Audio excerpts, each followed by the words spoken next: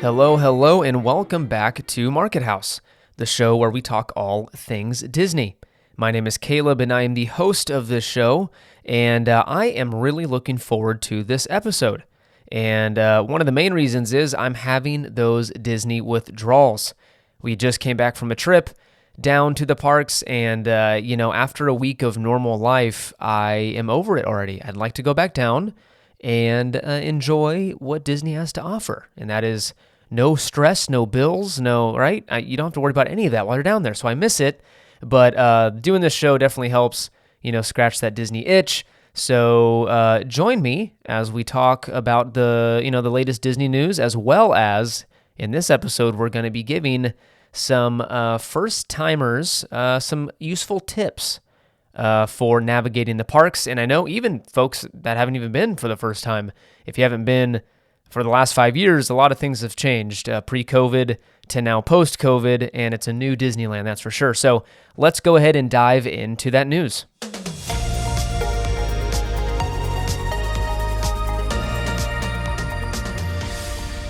All right, and our first news story is that the Lunar New Year celebration has officially started at the Disneyland Resort. This is happening now through February 13th. So you've got another few weeks to enjoy those festivities. So it's essentially kind of like a mini, what do you call it? Those like, things that happen. On the East Coast, Disney World, there's constantly some kind of festival. That's what it is. That's happening over in Epcot. Like all year round, there's always some kind of special event happening in that park. So DCA is that's our version of that. And so it's not quite at the level of Epcot where, again, like every waking minute, there's a special event. But DCA, a few times a year, does have a special event. This is one of them, Lunar New Year. So celebrating this year, and it's the Year of the Tiger. So Tigger is actually Year of the Tiger, Tigger. Tigger is kind of the highlight for this year. So he's being featured as one of the featured characters that you can see. And, he's got a special outfit going on. And, Mickey and Minnie you can see. And Raya from Raya and the Last Dragon is another special character appearance, and there's a few more, but anyways, it's the kind of usual festival festivities, if that kind of fits there. But it's the exclusive food, it's exclusive merch, it's character meet and greets, the usual stuff, and fun opportunities to go see music and that fun stuff. So you can buy a Sip and Savor Pass, which if you have done festivals before, that's kind of a popular thing. I think it's $43 for the Sip and Savor. If you're a Magic Key holder, it's a $3 discount, so it's $40. But I believe it gives you like six or eight little tag things that you can use as credit at these food booths, and I'll dive into those in a second here. So if you're going to try a lot of stuff, it does make sense to buy that, but if you're going to buy just a few things, of course, the math doesn't really work out, but if you want to save a couple of dollars, then go ahead and get that Sip and Savor Pass. But there's a few exclusive food booths that are being featured right now, the first one being Longevity Noodle Co., and this looks like it's over by the Golden Zephyr. But you've got like garlic noodles, spicy pork dandon noodles, I'm not sure how to pronounce that, salted pistachio cold brew, and Young Mastery Brewery, Neon City Pale Ale. So a beer there for $13.25. So if you want a very fancy beer, it looks like you can pay up and get that at that food booth. You've got the Lucky 8 Lantern, again, right next to that Golden Zephyr, next to the other food booth. Featured dishes here are the shrimp fried rice, beef bulgogi short rib. I'm not sure I'm saying that right. Probably not. Peach yuja aid. Oh God, I'm butchering these things. Soju peach yuja odd aid. I don't know. And another exclusive beer at $10.50 for that one. So save a little bit of cash and go to that one. Prosperity Bao and Buns. This is over by Ariel's Undersea Adventure. You've got a barbecue pork bao, Mickey Chinese hot dog bun, Prosperous Tiger. Not sure what that is. I think it's a drink, an alcoholic drink because it's $15. And is it lychee celebration, $14 for that. Again, not entirely sure what that is. I believe it's a drink. And finally, you've got the Red Dragon Spice Trader, which I personally think is the coolest looking booth. And this is featuring spicy 3-cup chicken, Impossible Lion's Head meatballs, a plant-based meatball. So for the vegetarian folks, you got an option there. Mickey Purple Sweet Potato Macaron, Dancing Firecracker. And finally, the Master Gao Brewery, Baby Jasmine Tea Lager, another $13.25 drink. So pretty cool. That's the featured food items for this celebration. And of course, again, I'm not mentioning everything because there's so much to cover, but there's the Lunar New Year procession, which is featuring a new float. And also, Paradise Garden Bandstand presents daily life performances featuring enchanting traditional music instruments, along with Chinese, Korean, and Vietnamese folk dancers. San Francisco-based musical group Melody of China performs a fusion of Chinese folk, classical, and contemporary instrumentals. So some exclusive music offerings around the park. And then also enjoy special appearances by Disney characters. We talked about this earlier. At the Paradise Gardens gazebo, you can spot Tigger, Mulan, Mushu, Mickey and Minnie, and the 3 little pigs all dressed in their festive finery. That's fun. And then also, finally, kind of closing this news story up, you can also purchase exclusive merch and see a new mural in downtown Disney. So someone painted from Disney a really cool Lunar New Year mural down in downtown Disney next to World of Disney, and you can check that out. So that's all the festivities happening there. Again, you can catch it for another few weeks. It ends on February 13th.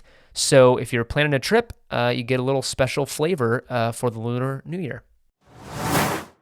Next up is more kind of a public service announcement, but the monorail will actually be closing February 14th through March 6th for the construction that's happening in downtown Disney. So we talked about this before, but if you don't know already, ESPN Zone, Earl of Sandwich, Starbucks, and a couple other, there was one other retailer, I believe, that was in that building over there, but there's a few buildings being torn down by Disney to kind of make way for a relaxation area. So I think they're building a permanent stage over there for music performances and also a big grassy area just to kind of hang out. I know benches are going to be added, so it's just going to be kind of a chill gathering center for downtown Disney. So to make way for that construction, they have to kind of close the monorail so they can, make a bunch of noise and use cranes and dangerous construction equipment. So that's going to be happening February 14th through March 6th.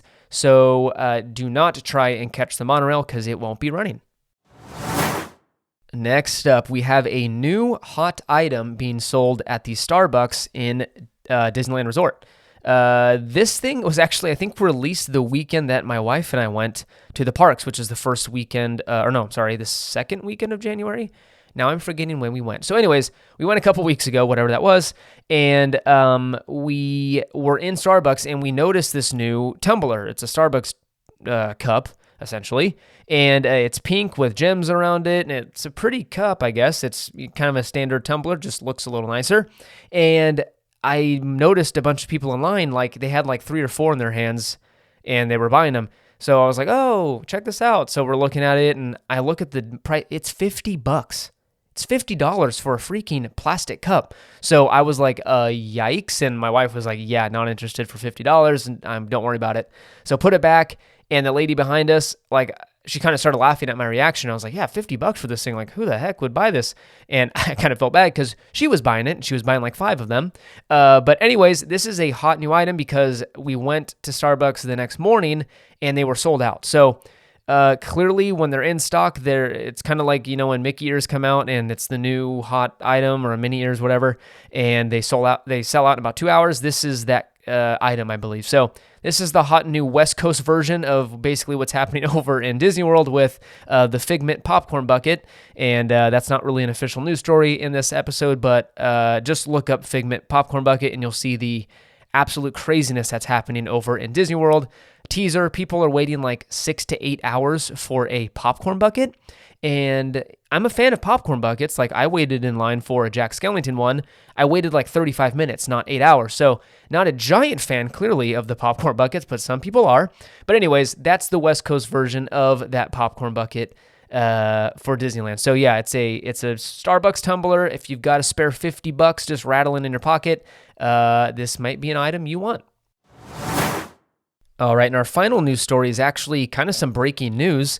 It looks like DCA is going to be getting a kind of like Club 33 type hangout environment for Magic Key holders. So existing there is the Magic Key Terrace, which is above Wine Country. And again, I don't know how to pronounce that last word. It's trattoria or trattoria, some Italian cool word that I can't pronounce. But anyways, it's an existing spot. It's a little hangout spot. So it's a little patio, essentially, on the second story of this restaurant, real small, intimate space. And you can order some food and drinks up there, and you have to get a reservation for it, but you have to be a Magic Key holder to sit there. And it was just announced that they are going to be starting construction on a new exclusive hangout spot for Magic Key holders. So they're going to be expanding the existing space over at Wine Country. That whole second story is going to be developed to be they're calling it a Club 33-like hangout spot. So it's one of the words they used was a hacienda hideaway, and it looks like it's going to be completed in late spring of 2022. And let's see here. Let's see. Again, this is kind of breaking. It happened right before I started recording, so this is all new. They've got some concept art up on the World Wide Web, so if you want to see this. But yeah, it looks like there's tables, there's kind of bar seating, and it's all open air. So there's these giant cutouts in the wall, which just looks out over DCA, and you can see Pixar Pier off in the distance. But they're going to be making like two mascots for this area. So there's going to be a peacock and a fan favorite Disneyland cat who often visits this location named Nutmeg. So it's going to have its own mascots. And anyways, there's this whole storyline interwoven behind it, and there's a reason why this empty hacienda exists. So it looks really, really cool. And I'm really looking forward to this because I think they do need some kind of exclusivity, cool things for Magic Key holders. I mean, I'm a little biased because I am one, and I know that some folks have problems with Magic Key holders, and that's valid points about how, like, hey, you guys are the ones that are, crowding the parks. And again, I'm not local, so I'm not one of those. So, haha, you can't peg that on me. But anyways, some people complain that, the locals are overrunning the park, and this might make that worse. Who knows?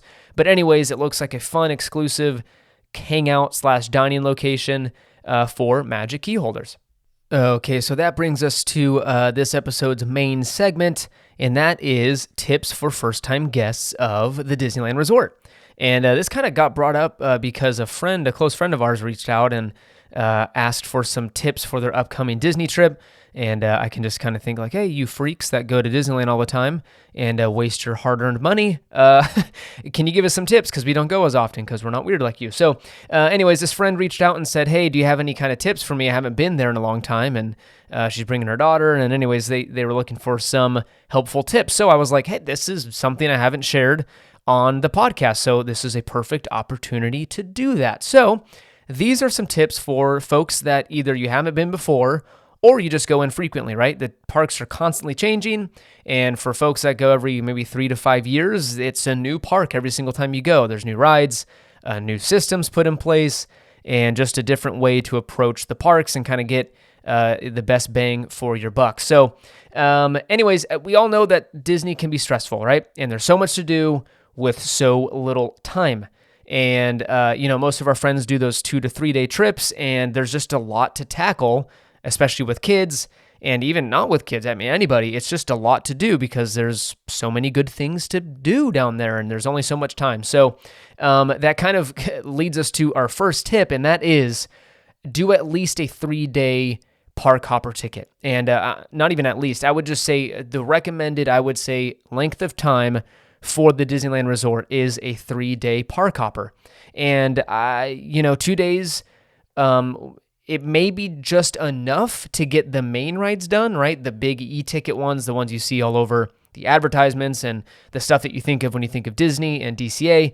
But you're probably going to walk away going, I wish we had a little more time to go do XYZ, or we didn't really have time to go see a show or shop as much as we wanted to, or get that dinner that we wanted. 2 days is, you are slamming a lot of stuff in 2 full days.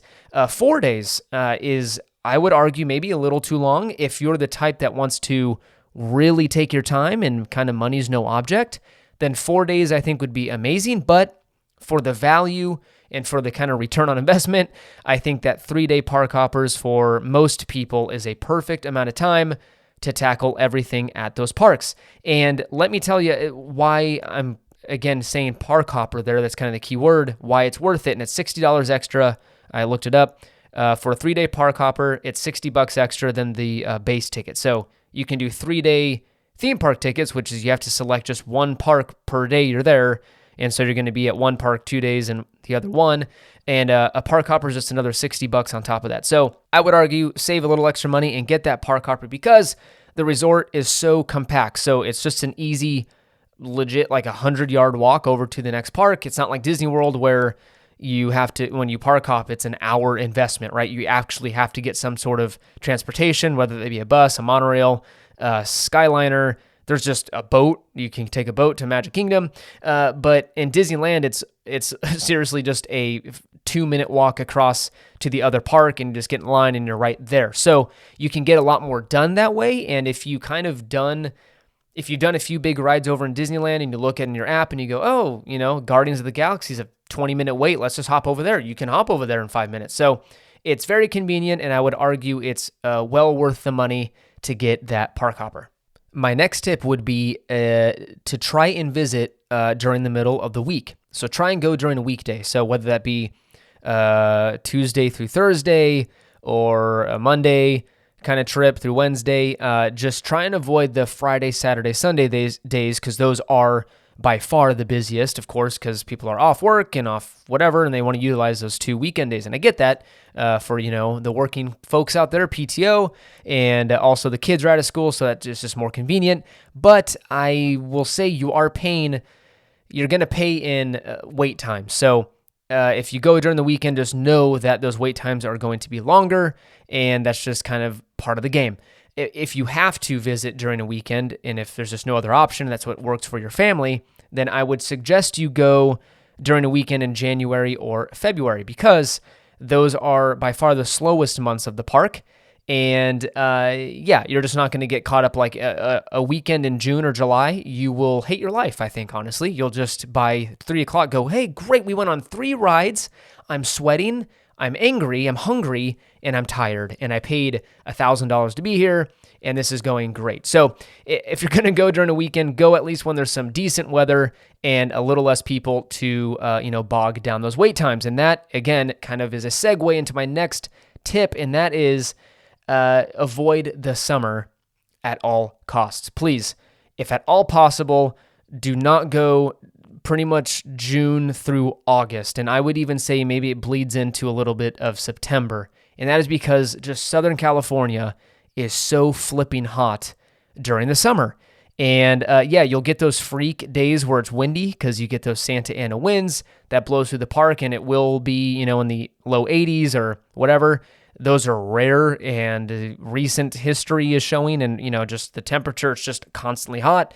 And so it's so freaking hot. So, and again, it's a different kind of heat. I've mentioned this a million times. That SoCal sun will burn a hole in the back of your head because it's so intense.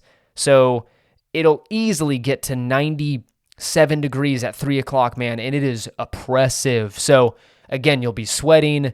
You're just wiped out by noon, and you've got a bunch of hungry kids or hungry parent, whoever, even just adults. My wife and I don't have any kids, and we go, and we're young, spry kids, and when we go, we're exhausted by about 1 o'clock, and I'm like, are you done? I'm done. So anyways, avoid the summer. Not only is it hot, but the crowds are insane because kids are out of school, and again, I get that it's convenient for schedules and all that stuff. I get it, and if that's the only time you can go, it is what it is. Make the best out of it, but again, if you have any control over that, please avoid going during the summer. Our next tip has to do with, kind of saving time in those lines, because again, kind of the joke is when you go to Disney, it's like, oh, you're paying to wait in line. You wait 40 minutes and then you go on a 2-minute ride. Yeah, I guess if you put it that way, it sounds pretty boring, but in reality, it is a blast. But if you want to really utilize that time and really, again, get the best bang for your buck, your per hour cost at the park, that is try to be there for rope drop, and that. What you've maybe heard that term before, and you're like, what is rope drop? Don't understand. That is the park opening. So I don't know if they still do this, because I honestly haven't been there in a while. I don't even listen to my own advice, but we go a lot, and so we don't have to worry about getting all the rides in. But anyways, I'll stop making excuses for myself. But they used to the cast members would carry this rope, and then when the park officially opens at 8 a.m., they drop the rope and whatever, and then people go, and they run to the ride they want to go ride. So that's where that term comes from, but essentially it's just be there for park opening. That is the key. So most of the time, Disneyland opens at 8 a.m.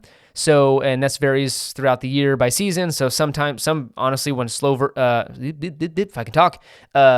times of the year, like in February and stuff, it'll probably open at 9 or 10 a.m. So there's a couple hours there where you can get some nice shut-eye. But anyways, most of the time it opens at 8. So if you can try to be there around 7:30, 7:15, 7:30. This gives you plenty of time to get through security and then get a decent spot in line at the ticket booth, or I'm sorry, not the turnstiles when they scan your tickets.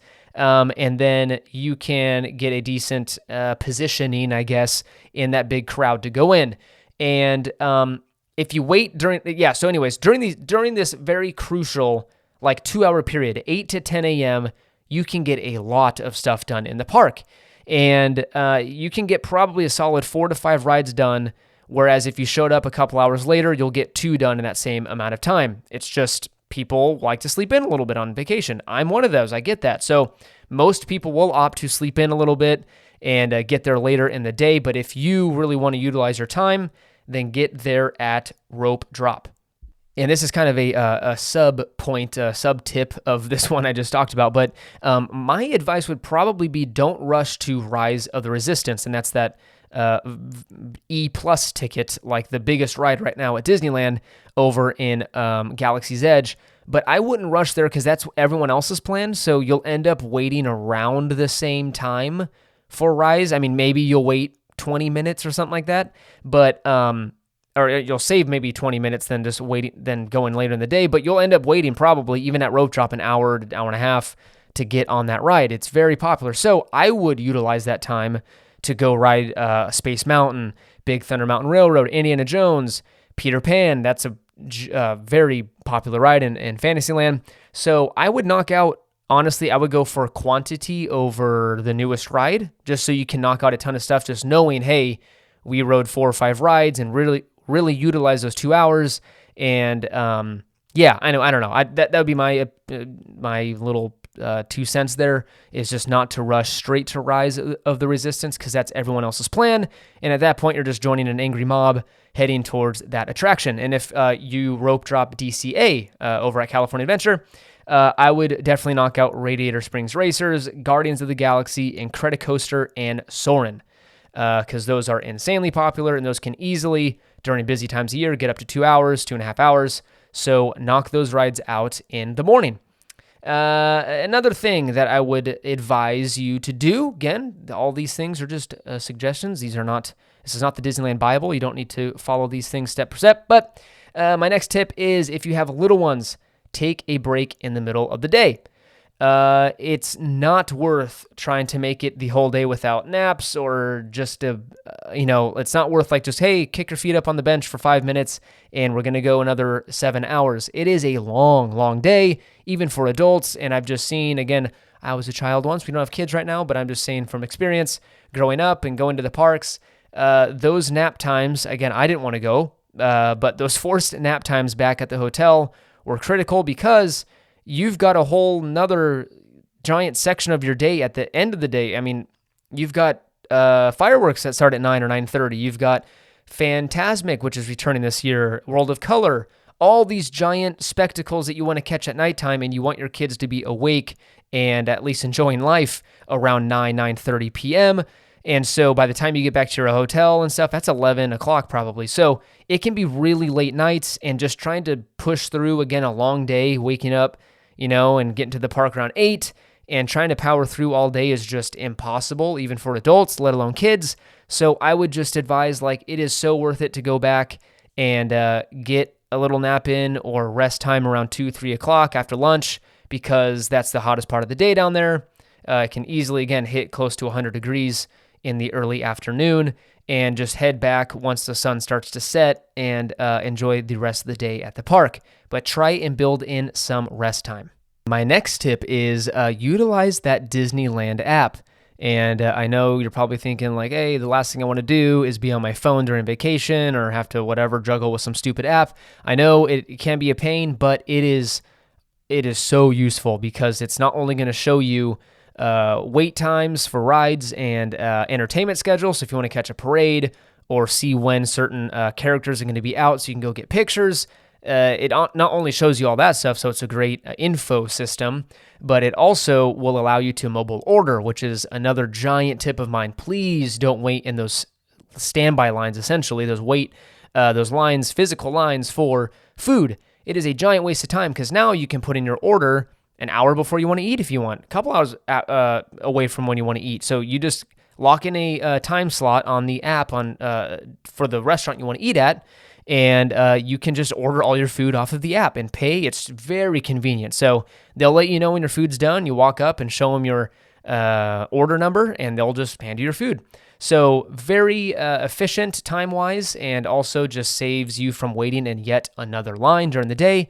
Make sure to book your dining experiences, which would be kind of those sit-down restaurants, 60 days out from your trip. So that's when that booking window opens up. And for those popular restaurants like Lamplight Lounge and Oga's Cantina, those go legit within 30 minutes. Like that whole, so if your trip's 2 months out and that window opens up, so let's say the 10th is when you can start booking, your trip. Booking dining stuff for your trip. I would do it on that day in the morning, first thing, because it just goes so quickly because they're so popular. So if you really want to do a sit-down thing, book it as far out in advance as you can. Again, the max you can do that is 60 days. And then finally, don't use those Genie recommendations. So that's that new planning thing. It's confusing. Genie Plus is basically FastPass. Genie, just by itself, is a new kind of plan your day feature, and it's free, and it's going to try and guess what you like. It sucks. It doesn't work. So many people on social media and YouTube and stuff have shown that it's just don't follow the recommendations. It's not very good. I'm assuming they'll improve this over time, but right now, just don't follow it. Just do your own thing. You'll be better off flipping a coin and going and to do what you want to do. So don't follow those recommendations. And then finally, bring a portable charger. You are going to be on your phone all day. So unless you have some kind of super phone with a giant battery, it'll probably die by dinner time. So bring a portable charger if you got one to charge up that phone. And this kills me to say this. My next tip is just going to kill me because I'm saying it out loud. But if Rise of the Resistance is a must-do for you, if you haven't ridden it or you're just like, I need to experience this attraction, consider paying for the Lightning Lane. This is the only ride that I would recommend this for, but if it's a must-do, consider paying for the Lightning Lane, because this is not only going to kind of guarantee a spot on that ride for that day, but you're also you don't have to sacrifice 2 to 3 hours of very valuable park time. Again, if you don't get to go often, you're there for only 2 or 3 days, that 2 or 3 hours is a chunk of your day. And to commit it to one ride is a lot of time. So again, if you've got that money, if you've got, again, a spare 30, 40, 50 bucks, whatever it's going to cost, consider doing it and doing it first thing in the morning. You cannot book a Lightning Lane if you're not on property. So right when you walk through those turnstiles at 8 a.m. or if you're showing up a little later, go ahead and book it, because it goes fast. Like within the first, I think, half an hour of park opening, those Lightning Lanes are gone. They're just booked up. People are paying it. So it's part of the game. You got to play it now, unfortunately, with this kind of pay-to-play stuff. Even though you're paying, a large sum to be in the park, you now got to pay to utilize that time effectively. So that's the only ride I'd consider doing that on. But if it's a must-do for the fam, it will be worth your sanity to go ahead and just pay that and save some time. And all right, this brings us to our final tip, and that is just have fun. And that sounds cheesy as heck, but it's just a reminder that you're on vacation. You're there to have fun and enjoy each other's company and have fun with family and friends, or if it's just you, solo trips to Disney can be fun as well. You're there to relax and unwind, and it's easy, especially Disney, to kind of look at the must-dos of the day. We have to hit these 7 rides, and if we don't, there will be a breakdown or crying involved or whatever. And then it becomes a chore at that point. It becomes stressful. It's like, it's just like work, right? We're on a schedule here, folks. Scarf that food down, eat that applesauce. We're getting on that next ride.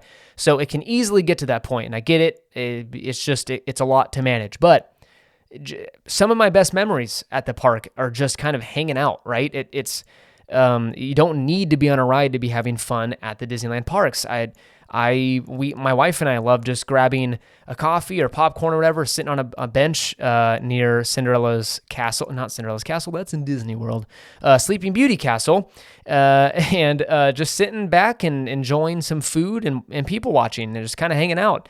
I remember we sat and watched the drop on Grizzly River Run for like a solid hour, just laughing, watching people getting soaked and having a good time. So it's just fun, just kind of strolling around the park. And if you have to take a breather, and that's what that means, right? You grab you and your partner some popcorn, or maybe the kids, and just sit down and just kind of enjoy being there. That is fun, and that can be a good reset moment to kind of remember why you're there. So again, remember to have fun. It's an expensive, stressful place sometimes, but it is also a magical and fun place. So again, that's kind of my quick, dirty rundown of the first-timer / infrequent guest tips, and I hope that's helpful for your next trip.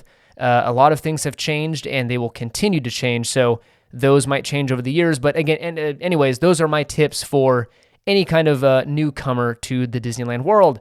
And that brings us to the end of our episode. Thank you so much. If you stuck around to the end, thank you. Appreciate you coming by and trying out this podcast.